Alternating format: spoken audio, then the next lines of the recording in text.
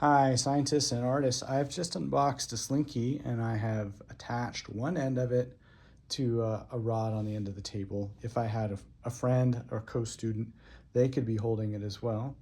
And then I've just stretched out this slinky like so. And I use this as a great way to demonstrate waves in general, waves on a string like on the cello string.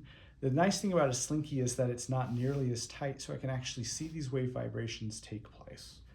So one thing I can do is just play around with the different tensions, stretching it out, or letting it loose. And then I can play around with different ways of making a wave. I can pull this back and let that wave launch,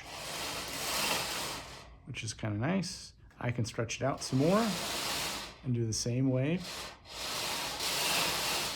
and see if that changes anything about it. And then I can also change the nature of this wave. So instead of what we might call a compression wave, I can do what we call it's more like a water wave or transverse wave.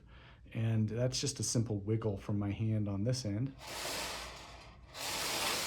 Well, that was a good one. And that can have different tensions too.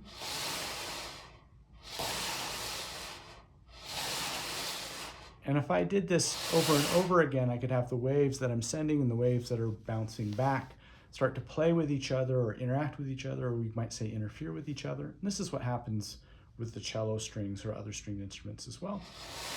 So I can send one, see the one coming back. And if I time it just right,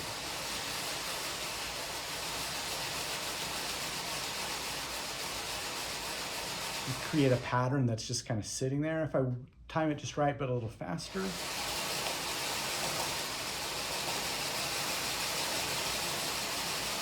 I can create other patterns, time just right but slower.